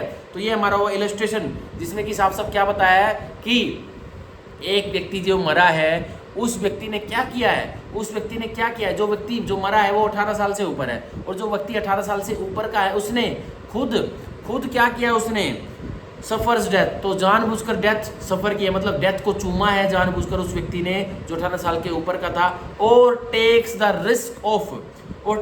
Risk of death with his own consent, या उसने जान लेने का जोखिम खुद अपनी सहमति देकर ही उठवाया है, तो वो मर्डर नहीं कहलाएगा, वो culpable homicide not amounting to murder कहलाएगा, ठीक है। अब एक और एग्जांपल ले लेते हैं, मान के चलते हैं कि भाई एक व्यक्ति है ए, ठीक है, एक व्यक्ति है ए और एक व्यक्ति है बी, ठीक है, एक व्यक्ति है ए और एक व्यक्ति है बी। तो अब वो जो गेम नहीं होता जो हमारी फॉरेनर्स की फिल्म में दिखाते थे, अभी भी इंग्लैंड में होता है, वो इतना बड़ा सा भाला ले लेते हैं कम से कम 10 फुट का, और घोड़े पे बैठ के दोनों व्यक्ति आपस में भागते जाते हैं, एक इधर से भागता है एक इधर से भागता है घोड़े पे, और एक दूसरे को भाला छुपाते हैं। वो गेम देखा होगा आपने, इंग्लिश फिल्म में आता है, मूवीज में आता है। तो अब क्या होता है, ए के पास ही भाला है और बी के पास भाला है, दोनों घुड़सवार है, वो वही गेम खेल रहे हैं, ठीक है। इसको बोलते हैं मेरे ख्याल से अम्यूजमेंट प्लेइंग बोलते हैं, ऐसा कुछ बोलते हैं, if I am not wrong, ठीक है। अब क्या होता है, तो अब भाई दोनों 18 साल से ऊपर है, और दोनों को पता है कि भाई भाला चुभेगा तो क्या हो सकता है, भाई जान भी जा सकती है, ठीक है। तो दोनों ने कंसेंट दे रखे ना, भाला ऐसी जगह चुभ जाए, अब भाई घोड़ा भी बहुत तेज रफ्तार में भाग रहा है और भाला भी भाई बहुत तेज स्पीड में चुभता है, ठीक है। तो क्या पता भाई मारना चाहता हो हाथ पे और लग गया हो भाई किस पे, गले पे। तो अब क्या होता है, इसी एग्जाम्पल में यही होगा। अब क्या हुआ, दोनों ए और बी भाई 18 साल से ऊपर है, दोनों ने जान का जोखिम उठाने का क्या कर रखा है, अपनी सहमति दे रखी है कि भाई हम भाला प्लेइंग खेलेंगे और हम जान का जोखिम उठा लेंगे। तो अब क्या होता है, ए जो घुड़सवार होता है जिसके पास हाथ में भाला और बी के हाथ में भाला है, तो जो ए होता है वो एक तो भाले तो मार देता, सक्सेसफुल हो जाता है, बी के हाथ कूद पे लगते हैं, ठीक है। बी थकता नहीं है, बी कहता है मेरे भाले मार दिया, अब देख इसको बताऊंगा मैं। तो अब जैसे बी दूसरा चक्कर लेके घोड़ा को दोबारा भगाता, तो ए ने अब क्या किया, गलती से हुआ या उसने इंटेंशन पूर्वक किया, तो क्या हुआ, उसमें दोबारा ए ने बी पर भाला चलाया, अब बी बच गया। अब बी को पता लग गया कि भाई अब क्या करूंगा मैं, अब इसको बताऊंगा, इसने मेरे बहुत भाले चुबा दिया। अब बी क्या करता है, बी के पास इंटेंशन आ जाती है तुरंत, क्या इंटेंशन आ जाती है, मेरे इतने भाले मार दिए, अब मैं देख कैसे खेलता हूँ, हमने दोनों जान का जोखिम उठाने का रिस्क तो दे रखा है कि जान चली जाए कोई बात नहीं, पर हारना नहीं चाहिए। अब बी ने क्या किया, ए को भाला मारा, ए के हाथ पे नहीं लगा, ए का थ्रोट कट गया उस भाले से। तो ये क्या हुआ, अब जो ए था उसने, वो 18 साल से ऊपर भी था, वो गेम खेल रहा था घुड़सवारी का, अम्यूजमेंट प्लेइंग, वो ये खेल रहा था जो भाला से घोड़ा पे बैठ के भाला चलाते हैं और घायल करते हैं। तो अब क्या हुआ, यहाँ ए की थ्रोट कट जाती है बी के वार से, भाले के वार से। तो यहाँ ए के परिवार वालों ने बी के ऊपर रिपोर्ट करवाई, मर्डर के ऊपर उसका चार्ज लगा, पर उसका जो ये एक्ट है ये एक्सेप्शन 5 में फॉल करेगा और उसको मर्डर की सज़ा नहीं मिलेगी, बल्कि culpable homicide not amounting to murder की सज़ा मिलेगी, क्योंकि दोनों 18 साल से ऊपर के थे और दोनों ने ही अपनी सफर्स डेथ, मतलब उन्होंने या तो खुद अपनी जान सफ़र करी है, या फिर उन्होंने क्या किया है, अपनी खुद सहमति से वो जान का जोखिम उठाने के लिए वो गेम खेल रहे थे, ठीक है। तो ये हमारी होती है एक्सेप्शन 5। और तो इसमें एक वर्ड है ना, ये बहुत वकीलों को भी चुभता है ये वर्ड, और समझ में नहीं आता है बहुत ही मास्टरों को भी, ठीक है, मैंने बहुत देखे हैं, नहीं समझ में आता। जो ये वर्ड है ना, सफर्स डेथ, मतलब 18 साल के ऊपर का व्यक्ति फांसी लगा लेता है और ना उसको किसी ने भड़काया और ना किसी ने उसको कुछ चुभकाया, कुछ भी नहीं बोला उससे, वो फांसी लगा लेता है। तो अब क्या किसी और व्यक्ति को उसके फांसी लगाने के जुर्म में गिरफ्तार कर लिया जाता है और उसके मर्डर की ट्रायल चलाई जा सकती है, तो वो क्या प्रूव नहीं कर सकता कि मैंने तो कोई अबैटमेंट और मैंने तो कोई इंस्टिगेशन नहीं की थी, खुद सफर डेथ की है, मतलब इसने खुद अपनी आत्महत्या की है, ये वो बता नहीं सकता, 100% बता सकता है, ठीक है, 100% बता सकता है। तो ये क्या होगा, उसका ये एक्ट, वो तो अब क्या होगा इस केस में, तो अगर एक व्यक्ति ने खुद आत्महत्या की, खुद सुसाइड करी है, तो कुछ उसका तो केस ही बंद हो जाएगा। लेकिन बाय चांस मान के चलिए कुछ व्यक्ति ने भाई 2-4 हीटेड वर्ड्स एक्सचेंज भी हो गए थे, पर उसको पता नहीं था कि ये आत्महत्या कर लेगा, तो वो मर्डर नहीं कहलाएगा। वो क्या करेगा, 18 साल के ऊपर का व्यक्ति था, उसने एक व्यक्ति ने मान के चलिए एक व्यक्ति को भड़काया भी क्या, मान के चलिए क्या होता है भाई, एक ऑफिस में मान के चलिए अमेज़न के एक ऑफिस में एक एम्प्लॉय होता है ए और उसका एम्प्लॉयर होता है बी, सॉरी मान के चलिए एम्प्लॉयर जो कि नौकरी पर लगा था वो होता है ए, बॉस मतलब, ठीक है, और उसका एम्प्लॉय होता है बी। तो अब बी भाई बहुत ही आलकसी एम्प्लॉय है और बहुत ही लेजी तरीके से ठुस तरीके से काम कर रहा है, मतलब टुचक की स्पीड पे, ठीक है। जैसे ये रोड ये चलते हैं ना अपने, अरे जो मट्टी को प्लेन करते हैं, ये क्या करते हैं, रोड रोलर, इसकी तरह काम करता है। अब भाई अमेजोन कंपनी में ज़रूरत है भाई बहुत ही मतलब सुपर फास्ट एम्प्लॉइज़ की। तो अब ए उसको डेली कहता है अरे भाई तू यूजलेस है, तेरे को क्या हमने ले लिया उस पर। अब बी क्या करता है, बी को भाई ये बात चुप जाती है। ए ने कभी भी उसको नहीं बोला कि तू भाई आत्महत्या कर ले या तू तो ऐसा है, तू तो मर जा जाके, तू ये है। ए ने कभी बी को नहीं बोला। पर बी अब क्या करता है, घर जाके 2-3 महीने तो अमेजोन कंपनी में नौकरी करता है। ए डेली बोलता है यार तू ऐसा काम क्यों करता है, इतने धीरे धीरे सुपर फास्ट काम किया कर, ठीक है। और ए ने कभी नहीं बोला कि तू मर जा। अब बी ने क्या किया, बी ने जाके भाई घर पे आत्महत्या कर ली और वो मर गया। तो अब बी के परिवार वाले ए को अंदर करवा रहे हैं, और ए पे मर्डर का केस चल रहा है, या अबैटमेंट टू मर्डर का केस चल रहा है, सॉरी अबैटमेंट टू सुसाइड का केस चल रहा है। तो क्या यहाँ बताइए आप, ए ने मर्डर कोज किया है क्या, तो या ए ने यहाँ कल्पेबल होमिसाइड कोज किया है क्या, कुछ भी कोज नहीं किया यहाँ उसने, ठीक है। तो ये हमारी थी एक्सेप्शन 5, ठीक है। तो ये थी हमारी एक्सेप्शन 5, ठीक है। अब हम एक और एग्जांपल ले लेते हैं, मान के चलते हैं ए बी सी 3 दोस्त हैं, ए बी सी 3 दोस्त हैं, वो भाई हरिद्वार जा रहे हैं अपने घूमने, ठीक है, गंगा जी में नहाने। अब क्या होता है भाई, ए के पास नई गाड़ी है, कौन सी, फरारी, ठीक है। अब ए नई गाड़ी लेके आता है, मान के चलिए फरारी छोड़ो, क्रेटा छोड़ो, क्रेटा मान लो, क्रेटा गाड़ी है ए के पास। अब ए नई गाड़ी भाई क्रेटा, ठीक है, 2024 मॉडल निकलवा के आता है, और बी और सी वो घर से पिकअप करता है सुबह 5 बजे। अब क्या होता है भाई, वो चल देते हैं दिल्ली। जैसे दिल्ली पार होता है, ए दिखाता है अरे भाई बी और सी गाड़ी ले रखी, क्रेटा देगा, अभी भगा के देखो 200 पे। खुद अब ए 18 साल से ऊपर का गाड़ी का मालिक है क्रेटा का, और खुद कहता है, बी और सी कहते हैं भाई हम भी देख लेंगे, देख ले भाई, कोई दिक्कत तो नहीं होनी चाहिए। वो अपनी सारी निर्भरता ए पर सौंप देते हैं। अब ए इतनी तेज़ गाड़ी भगाता है, ए इतनी तेज़ गाड़ी भगाता है, कितनी तेज़, 200 की स्पीड से भी इंजन को फाड़ देता है। अब क्या होता है, क्रेटा गाड़ी ठुक जाती है और एक ही मृत्यु हो जाती है, एक ही मृत्यु हो जाती है जो गाड़ी का मालिक था। अब क्या होता है सीधा सीधा, तो अब सीधा सीधा क्या होता है, उसने इस केस में तो चलो ये तो दूसरा एक्ट फॉल करेगा, ये तो कुछ भी नहीं हो, उसने अपनी कंसेंट से ही गाड़ी तेज भगाई और खुद मर गया, या मान के चलिए खुद मर गया, तो कुछ भी नहीं होगा इस केस में। लेकिन कोई एक ऐसा व्यक्ति है जो कि 18 साल से ऊपर का है, और उसने सफर्स डेथ, मतलब खुद अपनी जान ली है, खुद अपनी हत्या में वो मेन रोल प्ले कर रहा है, ठीक है। या फिर उसने अपनी जान लेने का रिस्क उठाया, जोखिम उठाया, और वो अपनी सहमति से उठाया, तो वो एक्ट मर्डर नहीं बनेगा, वो act culpable homicide not amounting to murder ही बनेगा, ठीक है। तो ये मैंने आपको पढ़ा दिया है एक्सेप्शन 5, ये मैंने आपको पढ़ा दिया एक्सेप्शन 5 और इसकी इलस्ट्रेशन भी। तो आज हमारा पूर्ण तरीके से सेक्शन 101 मर्डर पूरा होता है। अब मैं इसकी बस पनिशमेंट पढ़ाऊंगा और फिर सेक्शन 102 पढ़ाऊंगा, ट्रांसफर ऑफ मैलिस। अब देखिए सेक्शन 103 में पढ़ा रहा हूँ, जो कि सेक्शन 101 मर्डर की सजा है। तो सेक्शन 103 के साइड में आप लिख सकते हो 101, और सेक्शन 101 के साइड में आप लिख सकते हो, क्या लिख सकते हो, 103, ठीक है, जो कि पनिशमेंट देती है, ठीक है, आप लिख सकते हो, ये कोई दिक्कत नहीं है। और हमारे सेक्शन 103 जो कि पनिशमेंट फॉर मर्डर देता है, उसमें सेक्शन 103 सबसेक्शन 2 नया ऐड किया गया है, तो ये भी मेरे को समझाना है। आप देखिए सेक्शन 103 में पढ़ता हूँ, सेक्शन 103 में पढ़ रहा हूँ, पनिशमेंट फॉर मर्डर। अब एक व्यक्ति ने ह्यूमन किलिंग की थी, अब उसकी human killing culpable homicide not amounted to murder में नहीं बदल पाई, वो ओनली मर्डर हुआ, और मर्डर की सजा उसको 103 में मिलेगी। अब देखिए पनिशमेंट फॉर मर्डर, अब सेक्शन 103 का subsection 1, whoever commits murder shall be punished with death। तो जिस किसी ने भी एक व्यक्ति को मारा है, एक व्यक्ति की हत्या की है, तो उसको क्या पनिशमेंट मिलेगी, उसको कैपिटल पनिशमेंट, उसको मौत की सज़ा मिलेगी, और इम्प्रिजमेंट फॉर लाइफ, या फिर उसको उम्र कैद की सज़ा भी मिल सकती है जिस व्यक्ति ने एक दूसरे व्यक्ति को मारा है, हत्या की है, ठीक है। And shall also be liable to fine, ठीक है, या तो भाई फांसी की सज़ा दे दो, या तो फिर उम्र कैद दे दो, और साथ साथ अगर फांसी की सज़ा दोगे तब भी जुर्माना दोगे, लगाओगे उस पर, और ऑब्वियसली उम्र कैद दोगे तब भी उसको जुर्माना देना पड़ेगा, ठीक है। तो ऑब्वियसली एक व्यक्ति को फांसी की सज़ा होगी तो वो जुर्माना तो हरगिज़ नहीं देगा, ठीक है, मैंने बहुत देखा है। और ऑब्वियसली एक व्यक्ति को उम्र कैद की सज़ा हो जाती है तो ऑब्वियसली वो यह चूज़ करता है कि मैं जुर्माना तो छोड़ो, मैं 2-3 साल और जो इसकी पेनल्टी होगी वो झेल लूँगा, कोई दिक्कत नहीं है। तो इसमें फाइन का प्रावधान तो मेरे को ऐसा ही लगता है, कोई इतना मैटर नहीं रखता। पर भाई बहुत केसेस में जो अमीर घर के बच्चे मर्डर में फंस जाते हैं, वो दे भी देते हैं फाइन, ठीक है। तो सेक्शन 103 का सबसेक्शन 1 हम दोबारा पढ़ते हैं, whoever commits murder, तो जो कोई भी मर्डर मतलब एक व्यक्ति दूसरे व्यक्ति की हत्या कर देता है, shall be punish with death, तो उसको हत्या करने वाले को क्या सजा मिलेगी, उसको डेथ, उसको कैपिटल पनिशमेंट, मौत की सजा मिलेगी, और इम्प्रिजमेंट फॉर लाइफ, या तो मौत की सजा नहीं दे रहा है जज तो इम्प्रिजमेंट फॉर लाइफ, तो या तो उम्र कैद की सजा दे सकता है, and shall also be liable to fine, और जुर्माना तो लगेगा, ठीक है।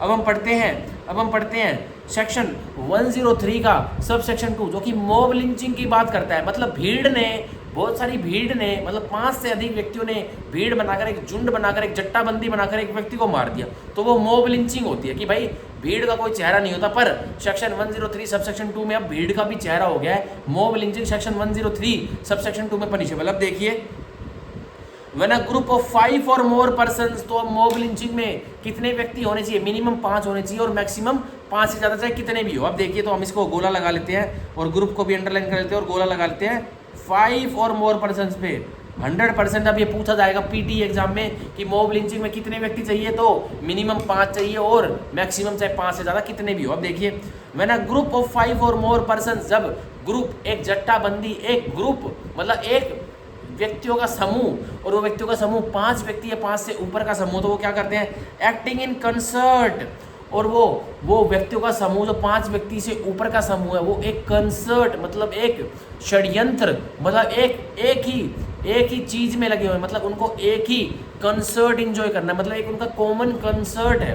ठीक है, तो हम कंसर्ट को भी अंडरलाइन कर लेते हैं। अभी कंसर्ट के मैं और इंटरप्रिटेशन बताऊंगा। तो देखिए, commits murder on the ground of race, caste और community, sex, place of birth, language, personal belief और any other similar grounds, each member of such group shall be punished with death और imprisonment for life and shall also be liable to fine.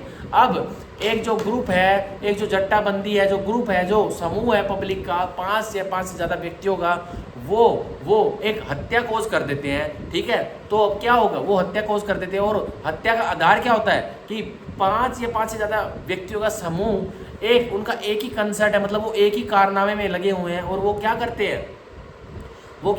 एक दूसरे व्यक्ति की, वो 5 से ज़्यादा व्यक्ति हत्या कोज कर देते हैं। और बस उस हत्या कोज करने का आधार, ग्राउंड्स क्या होते हैं, रीजंस क्या होते हैं? ऑफ रेस, भाई रेस काला पीला है, ठीक है, गोरा है, काला है, इसके जो रेस होता है उसके भी यहाँ पे, नस्ल के आधार पर। और देखिए, कास्ट, जाति के आधार पर, और कम्युनिटी, कास्ट मतलब जाति के आधार पर, और कम्युनिटी मतलब समुदाय के आधार पर 5 या 5 से अधिक व्यक्ति एक कंसर्ट बनाकर, मतलब समूह बनाकर एक मर्डर कर देते हैं। और कास्ट, जाति के आधार पर या फिर कम्युनिटी, समुदाय के आधार पर एक व्यक्ति को मौत के घाट उतारते हैं। अब देखिए, और सेक्स, ठीक है, मेल, फीमेल, ट्रांसजेंडर, ठीक है, प्लेस ऑफ बर्थ कि ये तो यहाँ नहीं जन्मा, ये तो बिहार में जन्मा है, ये गुड़गांव में, हरियाणा में कैसे आके बस रहा है, चौधरीयों के शहर में। अब इसको तो प्लेस ऑफ बर्थ के आधार पर मॉब लिंचिंग करके मार देते हैं। तो क्या होगा? अब आगे देखिए, लैंग्वेज, अब एक व्यक्ति की, मान के चलिए कोई ओडिशा का व्यक्ति है, वो गुड़गांव में भाई आके सदर बाजार में बिजनेस कर रहा है और वो भाई खूब चकते फट्टे छा रहा है, तब सदर बाजार के व्यापारी गुड़गांव के उसकी हत्या कर देते हैं भीड़ बनाकर। अब पहले होता था ना फिल्मों में, भीड़ का कोई चेहरा नहीं होता, भीड़ तो मार देती है, तो भाई किसको सजा मिलेगी? अब सजा मिलेगी, भीड़ तो मार देती है तो सबको ही सजा मिलेगी और मौत की सजा मिलेगी। अब देखिए, कोई लैंग्वेज दूसरी बोलता है, लैंग्वेज का आधार बना लिया और किसी को मार दिया भीड़ ने। ठीक है, पर्सनल बिलीफ, या कोई भाई पर्सनल मतलब निजी कोई बिलीफ थे, उसके तहत व्यक्तियों ने जट्टाबंदी करी और एक दूसरे व्यक्ति को मार दिया। अब पर्सनल बिलीफ क्या हो सकते हैं भाई? पर्सनल बिलीफ यही हो सकते हैं भाई, अल्लाह को मानता है, हम अल्लाह को मानते हैं, वो नहीं मानता, पर्सनल बिलीफ है ये, वो नहीं मानता तो उसको मार देते हैं भीड़। ठीक है, हम राम को मानते हैं, वो राम को नहीं मानता, चलो भीड़ बना के मार देते हैं। ठीक है, तो एक भाई हिंदुओं का समूह भी हिंदू को मार सकता है, एक को मुस्लिम का समूह मुस्लिम को मार सकता है, एक हिंदुओं का समूह मुस्लिम को मार सकता है, एक मुस्लिमों का समूह हिंदू को मार सकता है। ठीक है, कोई इसमें बड़ी मैटर नहीं है। मॉब लिंचिंग तो मॉब लिंचिंग होती है, भीड़ का जो पहले चेहरा नहीं था ना, अब हमारे सेक्शन 103 सब सेक्शन 2 में भीड़ का भी चेहरा है। और अब देखिए क्या पनिशमेंट मिलेगी।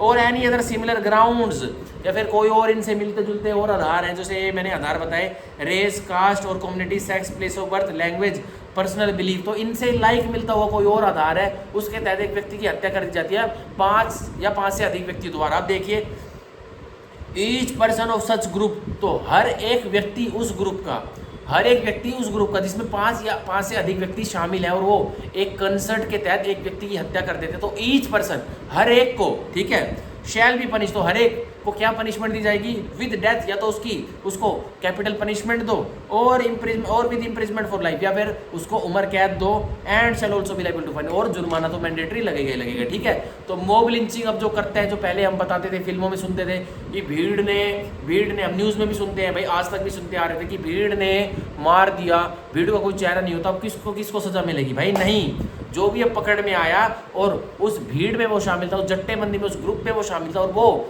उस ग्रुप के कंसर्ट जो उनका सिमिलर पैटर्न था, मतलब कंसर्ट क्या होता है कि भाई भीड़ मिल गई है और भीड़ ने एक ही काम करना है, मतलब भीड़ ने मिलकर एक हत्या करनी है, ठीक है। तो क्या हो गया, अब क्या हो गया, ये सीधा का सीधा मतलब 5 से ज़्यादा व्यक्ति मिले, उनका कंसर्ट हुआ, मतलब उनका जमावड़ा जमा, और उन्होंने क्या किया, उन्होंने ठान ली कि क्या करना है, मर्डर कमिट करना। ठाना भी नहीं उन्होंने, बिना इंटेंशन के भी मॉब लिंचिंग मर्डर कर सकती है, ठीक है। तो देखिए, और हत्या कर दी, और किस आधार पर कर दी, रेस, कास्ट और कम्युनिटी, ठीक है, sex, place of birth, language, ठीक है, पर्सनल बिलीफ या इनसे मिलते जुलते और आधार इनके तहत कर दी।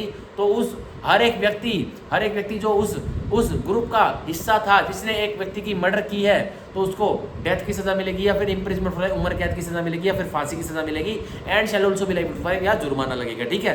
तो ये था हमारा सेक्शन 103 मॉब लिंचिंग, ठीक है। तो हम इसमें लिख लेते हैं नीचे मॉब लिंचिंग, ठीक है। तो हमारे आईपीसी में, इंडियन पिनल कोड में मॉब लिंचिंग रिकॉग्नाइज नहीं था, पर हमारे भारतीय न्याय संहिता में मॉब लिंचिंग को हमारे लेजिस्लेचर्स ने रिकॉग्नाइज किया, पहचान दिया कि ये भाई न्यू एज क्राइम नहीं है, ये बहुत पहले से भीड़ मारती आ रही है पब्लिकों को, व्यक्तियों को, और अब भीड़ को सजा देना जरूरी है, क्योंकि अगर भीड़ जब एक व्यक्ति को मारती है तो बहुत सारे लोग, आसपास की सोसाइटी डर जाती है कि भाई आज भीड़ ने किसी और का नंबर लगाया, कल क्या पता हमारा भी हो सकता, तो सोसाइटी का बैलेंस शेक होने लग जाता है। तो लेजिस्लेचर ने इस बात को जाना और अब क्या किया, सीधा का सीधा मॉब लिंचिंग को भी एक अपराध बना दिया, और डेथ पनिशमेंट मिलेगी या फिर इम्प्रिजमेंट फॉर लाइफ पनिशमेंट मिलेगी। जो मॉब लिंचिंग के तहत भीड़ बनाकर एक हत्या करते हैं और अब उनको डेथ या इम्प्रिजमेंट फॉर लाइफ सजा मिलेगी। और किन आधार पर, आधार दोबारा बता रहा हूँ, मॉब लिंचिंग 5 या 5 से अधिक व्यक्ति किस आधार पर एक व्यक्ति की हत्या करते हैं, रेस, ठीक है, कास्ट और community, sex, place of birth, language, personal belief और एनी अदर सिमिलर ग्राउंड। तो ईच को, जो उस 5 या 5 से अधिक ज़्यादा व्यक्ति थे, उन्होंने भीड़ बनाकर एक कंसर्ट बनाकर एक व्यक्ति को मौत के घाट उतारा है। अब उन सारे व्यक्तियों को कंस्ट्रक्टिव लाइबिलिटी का यहाँ रूल देखने को मिलता है, चाहे उन 5 या 5 से अधिक व्यक्ति जितने भी थे जो एक कंसर्ट में जिन्होंने एक व्यक्ति की हत्या की थी, तो मान के चलिए नॉर्मली 5 व्यक्ति थे, ठीक है, जिन्होंने भीड़ बना ली और उन्होंने एक कंसर्ट बना लिया, मतलब उन्होंने एक जमावड़ा बना के क्या किया कि भाई चलो रैली करते हैं। अब रैली, तुरंत ही रैली ने रूप ले लिया किसका, प्रदर्शन का। अब प्रदर्शन में क्या हुआ, उन 5 में से मान के चलिए एक ने ही, जो कंसर्ट में जो जमावड़ा करके जो चले थे रैली करने, उनमें से एक ने ही एक व्यक्ति की हत्या कर दी। तो अब उन 4 को भी सजा मिलेगी, डेथ की, फांसी की सजा मिलेगी या फिर उम्र कैद की सजा मिलेगी, ठीक है। तो ये था हमारा सेक्शन 103 का सब सेक्शन 2 जो कि नया ऐड हुआ है हमारे भारतीय न्याय संहिता में, मॉब लिंचिंग, ठीक है। पर इसमें सेक्शन 103 सब सेक्शन 2 में कहीं भी मॉब लिंचिंग का मतलब वर्ड नहीं दिया हुआ, पर कंसर्ट जो वर्ड है ना, कंसर्ट जो हमारा वर्ड है सेक्शन 103 सब सेक्शन 2 में, कंसर्ट जो वर्ड है उससे ही हमारे रूट्स निकल के आ रहे हैं कि कंसर्ट का मतलब मॉब लिंचिंग ही होता है, ठीक है। तो हम यहाँ भी लिख लेते हैं मॉब लिंचिंग, ठीक है। अब जो हम फिल्मों में सुनते आ रहे थे कि भीड़ ने एक नेता को मार दिया और नेता तो भाई मरा रहेगा, जैसे वो कौन सी फिल्म थी एक रजनीकांत की, जिसमें कॉलेज स्टूडेंट ने फीस के चक्रों में जब ऊपर से बहुत पैसे उड़ रहे थे और अपने डायरेक्टर को ये पैरों से कुचल के मार दिया। तो क्या हुआ, उनको पता नहीं था क्या एक व्यक्ति पैरों के नीचे वो है मिला पड़ा है, ये तो बस एक फिल्म थी, उनको पता नहीं है कि नीचे एक व्यक्ति हमारा डायरेक्टर साहब पड़ा हुआ है। अब कूद के हम उसको मार रहे हैं, मॉब लिंचिंग है भाई साहब वो, ठीक है। तो ये था हमारा सेक्शन 103 जो कि सब सेक्शन 2 जो कि इतनी एक्सप्लेनेशन सफिशिएंट है, ठीक है। तो आज का लास्ट प्रावधान पढ़ते हैं सेक्शन 102। ये हमने अभी सेक्शन 103 पढ़ा था, आज हम लास्ट प्रावधान पढ़ते हैं आज का 102 ऑफ दी भारतीय न्याय संहिता, जो कि बताती है ट्रांसफर ऑफ मैलिस, ठीक है। ये प्रावधान देती है culpable homicide by causing death of person other than person whose death was intended. तो सेक्शन 102 प्रावधान देती है किसका, ट्रांसफर ऑफ मैलिस, कि मैलिस था एक व्यक्ति के प्रति पर वो तो नहीं मर पाया, हमला तो वहीं किया था पर वो हट गया, दूसरा मर गया, जो मेन इवेंट था ना वो लैंड कर गया किसी दूसरे के ऊपर। तो अब ट्रांसफर ऑफ मैलिस की ट्रांसफर ऑफ मैलिस के तहत अब सेक्शन 102 में हम पढ़ेंगे। देखिए तो हम सेक्शन 102 में पहले ऊपर ही लिख लेते हैं ट्रांसफर ऑफ मैलिस, ठीक है। ट्रांसफर ऑफ मैलिस लिख लेते हैं, इससे बहुत क्वेश्चन बनते हैं हमारे प्री में भी और मेंस में भी। तो हम पढ़ते हैं सेक्शन 102 प्रावधान भारतीय न्याय संहिता का। देखिए culpable homicide by causing death of person तो एक ह्यूमन किलिंग तो हुई है, मतलब एक व्यक्ति की जान तो गई है, ठीक है। Other than person whose death was intended, पर उस व्यक्ति की जान नहीं गई है जिस व्यक्ति की जान की इरादा था। मतलब एक व्यक्ति मान के चलिए एक्स एक हमलावर है, एक ऑफेंडर है। एक्स की इंटेंशन थी कि मेरे को मारना है बी को, पर एक्स की इंटेंशन किसके प्रति थी? बी के प्रति थी। एक्स ने गोली चलाई पर बी तो हट गया, पर ए को गोली लग गई और ए मर गया।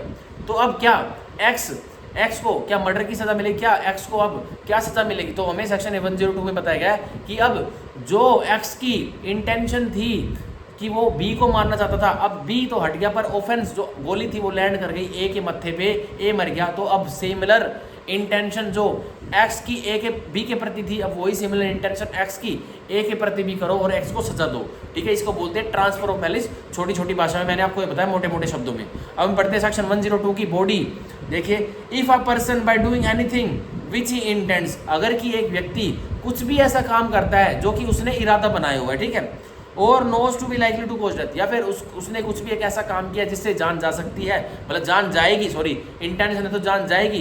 एक व्यक्ति ने कुछ भी ऐसा एक्ट किया है, कुछ भी एक ऐसा मतलब कार्य किया जिससे कि उसकी इंटेंशन है कि जान लेकर रहूँगा, या उसकी जानकारी है कि भाई जो मैं एक्ट करूँगा, जो मैं कुछ भी कार्य करूँगा उससे जान जा भी सकती है। अब देखिए, commits culpable homicide by causing the death of any person, तो वो क्या करता है? इंटेंशन के साथ, नॉलेज के साथ एक ऐसा कुछ भी एनीथिंग करता है, कुछ भी कार्य करता है जिससे एक व्यक्ति की जान जा सकती है। अब देखिए, whose death he neither intends nor knows himself to be likely to cause, और जिस व्यक्ति की जान गई है ना, एक व्यक्ति के मतलब एक ऑफेंडर ने एक एक्ट किया, और उसने एक एक्ट तो किया इंटेंशन और नॉलेज के साथ, पर उसकी इंटेंशन और नॉलेज तो जान लेने की थी, पर अब सीधा का सीधा क्या हो गया? पर क्या होगा? देखिए, whose death he neither intends or nor knows himself to be likely to cause, पर जो ऑफेंडर था, जिस व्यक्ति के ऊपर, जिस विक्टिम के ऊपर उसने एक एक्ट किया, मतलब एनीथिंग किया इंटेंशन और नॉलेज के साथ जान लेने के लिए, उस व्यक्ति पर तो ऑफेंस लैंड नहीं हुआ, वो अपराध लैंड नहीं हुआ, पर दूसरे व्यक्ति के ऊपर ही वो एक एक्ट उस अपराधी का, उस ऑफेंडर का लैंड कर गया। मतलब एक व्यक्ति जिसके बारे में दूर दूर तक भी नहीं सोचा था, ना कोई खोज थी, ना कोई खबर थी कि ये व्यक्ति भी मेरे हमले से मर सकता है, वो मर गया, और जिसको मारना था वो बच गया। सीधी सीधी बात ये है। अब देखिए क्या होगा। The culpable homicide committed by the offender is of the description of which it would have been if he had caused the death of the person whose death he intended और knew himself to be likely to cause. तो अब क्या हो रहा है? अब जो culpable homicide cause हुई है ना, जो ह्यूमन किलिंग हुई है, तो वही पनिशमेंट उस ऑफेंडर को दो कि हाँ, उसकी इंटेंशन और नॉलेज उसके प्रति भी थी। अब जिस व्यक्ति पर एक ऑफेंस लैंड हुआ है, ठीक है, जैसे हमारा एग्जांपल हमने लिया कि एक्स एक अपराधी है, एक्स एक गन लिए हुए, एक रिवॉल्वर लिए हुए। अब एक्स क्या करता है? एक्स की इंटेंशन है कि मैं अब जाके बी को गोली मार दूंगा, ठीक है। अब भाई एक्स की इंटेंशन है, ठीक है, कि मैं बी को जाके फेस टू फेस मिलेगा और उसको गोली मार दूंगा, तो ये तो इंटेंशन है कि गोली मारूंगा तो मर जाएगा। या फिर एक्स को जानकारी है कि मैं 50 कदम दूर होके पेड़ के पास से छुप के बी की तरफ गोली चलाऊंगा, तो जानकारी कि इस एक्ट से बी मर भी जाएगा, ठीक है। तो अब क्या होता है? एक्स वही अपनी इसी पैटर्न में काम करता है, लेकिन क्या करता है? एक्स जाता है, अब ये देखता है भाई बी के पास तो बहुत भीड़ खड़ी है, पर मैं क्या करता हूँ, पेड़ के पास से छुप के गोली मारता हूँ बी को, उसको लग जाएगी, वो मर जाएगा, जानकारी में मर ही जाएगा, ठीक है, नॉलेज है, ठीक है। Slide lowest degree of mens rea, ठीक है, सेकंड डिग्री ऑफ मेंसरिया, ठीक है, इन डाउनवर्ड्स टू इंटेंशन। तो क्या करता है? एक्स पेड़ के पास खड़ा होकर अपनी राइफल से या अपनी रिवॉल्वर से, अपनी गन से, पिस्टल से गोली चला देता है बी के ऊपर। अब बी भाई साहब नीचे झुक जाता है और उसके बी के पीछे खड़ा था एक ए। अब एक्स की गोली भाई ए के मत्थे में लग जाती है और ए वहीं मौके पे मर जाता है, ठीक है। अब तो क्या होता है? अब भाई एक्स को पकड़ लिया जाता है पुलिस के द्वारा, अब उसके ऊपर मर्डर का चार्ज लगाया जाता है। तो वो ये नहीं कह सकता उसका वकील एक्स का कि जी जज साहब मेरी इंटेंशन तो बी को मारने की थी, अब जो मेरा जो एक्ट था वो तो ए पर लैंड कर गया, मेरे को तो कल्पेबल होमिसाइड की सजा दो, मेरे को मर्डर की क्यों सजा दे रहे हो? नहीं, अब जज साहब उसको उस एक्स के वकील को क्या बताएंगे? क्या लेजिस्लेचर का कौन सा कानून पढ़ाएंगे कि आजा भाई, ये तेरा जो क्लाइंट का जो एक्ट है ना इस अपराधी का, ये सेक्शन 102 ऑफ दी भारतीय न्यायिक संहिता में फॉल कर रहा है, ट्रांसफर ऑफ मैलिस। मान लो कि एक्स ने जो गोली चलाई थी बी के प्रति तो इसकी इंटेंशन थी और नॉलेज थी कि हाँ मार कर ही रहूंगा, पर अब बी पर इसका जो एक्ट था वो लैंड नहीं किया, वो ए पर किया। तो मान लो एक्स की वही सेम इंटेंशन और नॉलेज ए को मारने के लिए थी। अब ए मर गया तो अब एक्स को सजा दो मर्डर की, ठीक है। अब एक्स को सजा दो मर्डर की, ठीक है। अगर उसको सजा दो मर्डर की, ठीक है। तो ये था हमारा सेक्शन 102 जो कि हमारा रूल देता है ट्रांसफर ऑफ मैलिस का, ठीक है, जो कि मैंने आपको पढ़ाया। तो आज इसी के तहत हमारी क्लास खत्म होती है। अब एक बार इन प्रोविजंस को पढ़ लेना, और जो मैंने आपको एग्जांपल दिया ना, इससे तुरंत समझ में आ जाएगा। जैसे क्वेश्चन दिखाओगे ना आप प्री में या मेंस में, अरे तुरंत आ जाएगा, ये तो ट्रांसफर ऑफ मैलिस का क्वेश्चन है, तुरंत लिखता हूँ सारी चीज़ें, अभी भरता हूँ इस शीट को मेन्स की, ठीक है। तो मैंने आज आपको पढ़ाया सेक्शन 101 मर्डर की एक्सेप्शन 2, 3, 4, 5, ठीक है। और मर्डर की पनिशमेंट पढ़ाई सेक्शन 103, और ट्रांसफर ऑफ मैलिस पढ़ाया सेक्शन 102 ऑफ दी भारतीय न्याय संहिता, ठीक है। इसी के तहत हमारी क्लास खत्म होती है आज। और आज हमारा ये जो कल्पेबल होमिसाइड मर्डर की एक्सेप्शंस, ये वाला टॉपिक था, ये पूरा हुआ। अब हम इसको कभी बाद में भगवान ने चाहिए जब मैं आपकी वीडियो बनाऊंगा इस मर्डर के ऊपर, तो समझाऊंगा और ब्रिलियंट तरीके से। मैंने अपनी 100% एफर्ट दिए इसको समझाने में।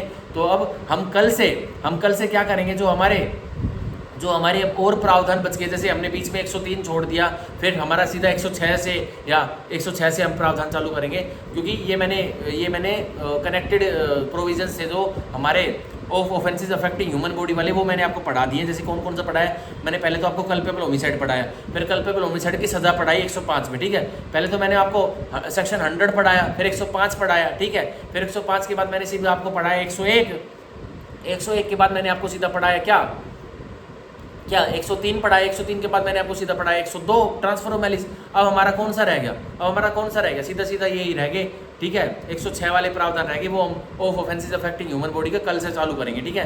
तो इसी के तहत आज की वीडियो खत्म होती है। अगर कोई भी डाउट है मर्डर से रिलेटेड या कल्पेबल होमिसाइड से रिलेटेड, तो मैं अपनी ईमेल आईडी डिस्क्रिप्शन बॉक्स में डाल रहा हूँ, तो तुरंत पूछ लेना, तुरंत क्लियर कर दूंगा। ये टॉपिक ऐसा है कि मेन्स में 20 नंबर का, भाई राजस्थान वगैरह में, दिल्ली वगैरह में 40 नंबर का, हरियाणा जैसे स्टेट में मेन्स में इसका टॉपिक आता है, और फ्री के नंबर है, बहुत ही ईजी कॉन्सेप्ट है, कोई दिक्कत नहीं है, ठीक है। So bye bye, take care, thank you, bye bye.